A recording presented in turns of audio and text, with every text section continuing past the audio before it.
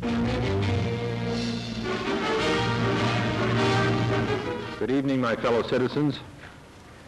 This government, as promised, has maintained the closest surveillance of the Soviet military buildup on the island of Cuba.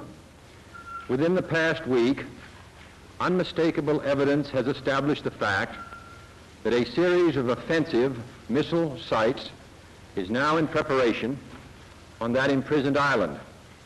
The purpose of these bases can be none other than to provide a nuclear strike capability against the Western Hemisphere. Only last Thursday, as evidence of this rapid offensive buildup was already in my hand, Soviet Foreign Minister Gromyko told me in my office that he was instructed to make it clear once again, as he said his government had already done, that Soviet assistance to Cuba, and I quote, pursued solely the purpose of contributing to the defense capabilities of Cuba, unquote. That, and I quote him, training by Soviet specialists of Cuban nationals in handling defensive armaments was by no means offensive. And that if it were otherwise, Mr. Gromyko went on, the Soviet government would never become involved in rendering such assistance, unquote. That statement also was false.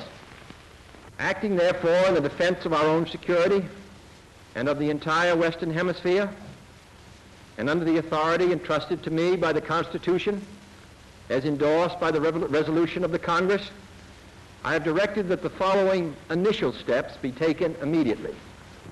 To halt this offensive buildup, a strict quarantine on all offensive military equipment under shipment to Cuba is being initiated.